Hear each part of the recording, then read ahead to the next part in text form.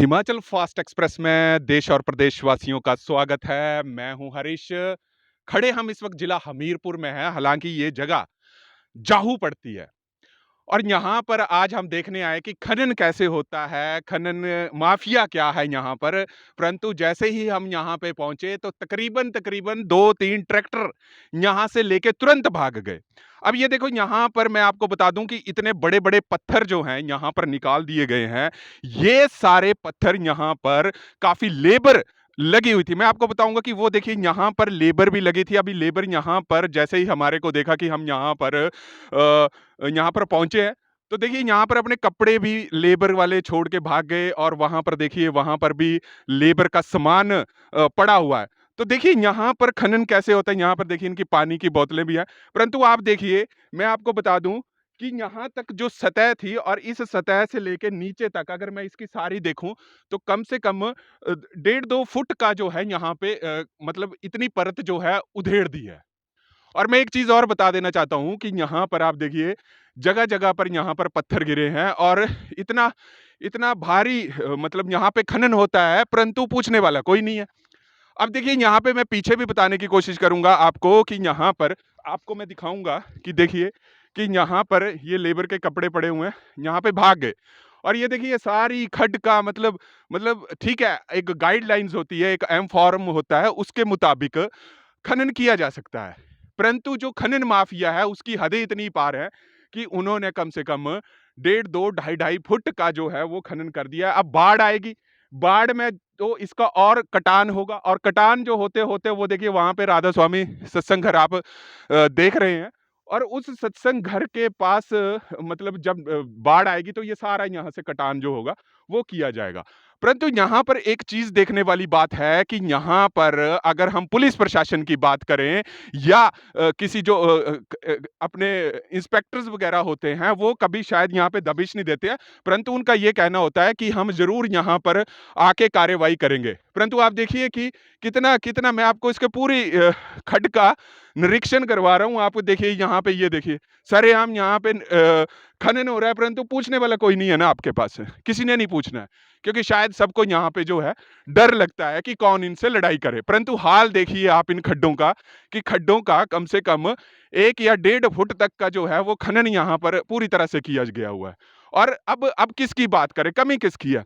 Police की बात करें। हालांकि पुलिस चौकी, मैं बता दूं, जाहू की जो पुलिस चौकी है यहाँ पे बिल्कुल साथ में है, बस स्टैंड के साथ है, परंतु करना नहीं ना काम। और ये गलतियां किसकी हैं? जब समाज में, ठीक है, खनन करना कोई गलत काम नहीं है, सरकार के दिशा निर्देश दिए जाते हैं, उसके मुताबिक आप खनन कीजिए। परंतु जब यहाँ पर हम पहुंचे, यहाँ पर इतने सारे 3-4 ट्रैक्टर थे, वो एकदम से यहाँ से भाग खड़े हुए। इससे साफ जाहिर होता है कि यहाँ पर जो खनन किया जा रहा था वो कोई भी दिशा निर्देशों का जो पालन है उसके मुताबिक यहाँ पे खनन नहीं हो रहा था, जिसकी वजह से ये खनन माफिया के लोग अपना ट्रैक्टर लेके यहाँ से भाग गए। अब यहाँ पे कई लोग सवाल उठाते हैं कि यहाँ पर कि आप किसी की रोजी रोटी पे हमला कर रहे हो। हालांकि यहाँ पे लेबर लगी है, गलती उनकी नहीं है, उनकी रोजी रोटी है, जो उनका मालिक बोलेगा वही काम करेंगे। परंतु बात यहाँ पर ये आती है, ट्रैक्टर वालों की अगर हम बात करें, उनके भी अपने ट्रैक्टर होते हैं, उनका भी अपना रोजगार होता है। परंतु रोजगार लेने का ये मतलब नहीं है कि जो ऊपर बैठे हुए हैं, ऊपर के जो सिकंदर बैठे हुए हैं, वो खड्डों का पूरी तरह से जो है विनाश कर रहे हैं आपके पास। अब जब यहाँ पे बरसाती मौसम आएगा, बाढ़ जब यहाँ पे आएगी, तो आप देखिए पूरा यहाँ से कटान होते होते जितने भी घर हैं वहां पे, भांबला के साथ जितने भी घर हैं, अब चाहे हम सत्संग घर की बात करें, यहाँ पर पूरी तरह से कटान होगा और यहाँ पर पूछने वाला जो है वो यहाँ पर कोई यहाँ पे मौजूद नहीं होगा। अब गलती किसकी है? गलती की अगर हम बात करें तो गलती यहाँ पर कौन ऐसा है जो इसके लिए रिस्पॉन्सिबल फैक्टर है? ये किसी ना किसी की जो है कमी यहाँ पे जरूर दिखती है। और यहाँ पे कौन इसको देखेगा? क्योंकि पुलिस स्टेशन भी साथ में लगता है, ठीक है। हम यहाँ पर रहते हैं, परंतु यहाँ पे काफी दिनों से लोगों की कंप्लेंट्स यहाँ पे आ रही थी, परंतु कंप्लेंट्स के बावजूद भी अगर आप देखिए तो यहाँ पर पूरी खड्ड का जो है वो खोदने तक जो है किया गया है। अब ये कौन यहाँ पे खनन कर रहा है इसकी जानकारी हमारे पास नहीं है, परंतु यहाँ पर जो लेबर है, लेबर अपना पूरा सामान लेके यहाँ से देखिए, यहाँ पे वहां पे वो देखिए, वो लोग भी कुछ वहां पे देख रहे हैं। अब हम इनसे तो नहीं पहचानते कि ये कौन लोग है, परंतु यहाँ पे ये देखिए लेबर का सामान पड़े का पड़ा रह गया और खड्ड का पूरा पूरा खनन यहाँ पे देखिए, यहाँ पे इनके ये जिनसे खुदाई करते हैं, ये देखिए ढेर यहाँ पे लगे हैं, ये देखिए, ये जिनसे ये खनन करते हैं, ये यहाँ पे इनके औजार पड़े हैं, ये देखिए वहाँ पर पड़े हैं, और ये सारा खड्ड का विनाश जिसको हम बोल रहे हैं, वो किया जा रहा है। अगर ये पूरी फॉर्मेलिटी के साथ करते तो शायद इनको भागने की ज़रूरत नहीं थी। ये देखिए इनके फवाड़े, कुल्हाड़ियाँ यहाँ पर पड़ी हैं, और जैसे ही इन्होंने हमारे को देखा, यहाँ से भाग खड़े हुए, क्योंकि यहाँ कहीं न कहीं जो है खनन बिल्कुल दिशा निर्देशों के बावजूद नहीं किया जा रहा है।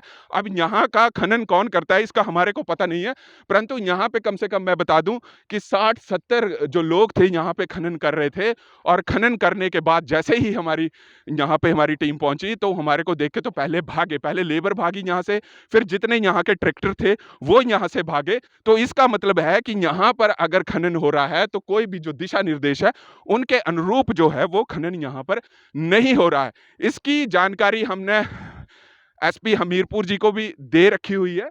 तो अब देखने वाली बात होगी कि यहाँ पर एक बड़ी विडंबना है हमारे देश में। हालांकि देश की क्या बात करूं, पूरे हिमाचल की एक ऐसी विडंबना है कि खनन माफिया के खिलाफ जो है, कहा यह जाता है कि खनन माफिया के खिलाफ कोई कह नहीं सकता। अब देखिए खनन माफिया, देखिए है तो सरकार का राज, किसी की भी सरकार रही हो, चाहे भाजपा की सरकार रही हो, चाहे कांग्रेस की सरकार रही हो, राज किसी ना किसी का यहाँ पर जरूर है।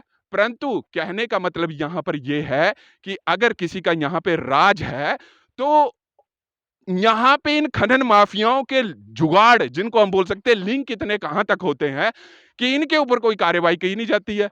अब ये कार्रवाई क्यों नहीं होती है, किस लिए नहीं होती है, ये भी एक जानने वाली बात है। परंतु यहां पर मैं बताऊं कि यहां पर जैसे ही हमारी टीम यहां पर पहुंची, खनन माफिया के लोग, खनन माफिया के लोग तो नहीं थे, जो लेबर थी, जो छोटे छोटे काम यहाँ पे कर रहे थे, वो यहाँ से तुरंत भाग खड़े हुए। अब यहाँ पे देखिए ये मिट्टी के ढेर है, यहाँ पर मिट्टी के ढेर जरूर यहाँ पे लगे हुए हैं, छोटे छोटे ढेर यहाँ पे लगे हैं, ये देखिए ये ढेर लगे हैं। अब ये कर रहे हैं खनन, परंतु बात ये है यहाँ पर कि पूछने वाला कोई है नहीं। और ये क्यों नहीं पूछी जाती है, यहाँ पर ये मुद्दा उठता है कि वहां पर देखिए, अगर मैं वहां पे बात करूं, वहां पे राधा स्वामी सत्संग घर आप देखिए, वहां पे सत्संग घर है, और इस भूमि का इतना ज्यादा कटान हो रखा है कि कम से कम 9-10 फुट की खाइयां यहाँ पर घड़ी पड़ी हैं, परंतु फिर भी खनन हो रहा है। और ठीक है, लोगों को घर बनाने के लिए सीमेंट, रेता, बजरी की तो जरूरत है, वो तो सबको पता है कि रेता जरूरत है, परंतु यहाँ पर बात यहाँ पर ये आती है कि दिशा निर्देश, अगर हम दिशा निर्देशों की बात करें तो क्यों ये खनन माफिया जो है दिशा निर्देशों का पालन नहीं करता है, और उसके ऊपर जरूर हम जवाब भी लेंगे, पुलिस प्रशासन से भी जवाब लेंगे। परंतु यहाँ पर मैं आपको बता दूं कि यहाँ पर देखिए कि यहाँ पर खनन इस हिसाब से होता है कि यहाँ पे सतह से अगर हम नीचे तक की बात करें, कम से कम 7-8 फुट जो है, आप पूरी खड्ड को देख लीजिए, 7-8 फुट जो है यहाँ की सतह और जमीनी सतह यहाँ तक पहुंच चुकी है। हालांकि जब यहाँ पर बरसात का मौसम आएगा और जब बरसात से यहाँ पर पूरा पूरा खनन शुरू होगा, तो यहाँ पे देखिए, यहाँ पे बाढ़ जब आएगी तो ये सारा मतलब बह जाएगा उस खड्ड में, और इसके बाद जो नुकसान होगा, मैं आपको बताऊं कि थोड़ा सा मैं आपको बता दूं, ये जिला मंडी में पड़ जाता है। और इसके बाद यहाँ पे बात करेंगे, नुकसान की बात करें तो वो देखिए वो सारे घर हैं वहां पर, और ये साथ में ही सत्संग घर पड़ता है।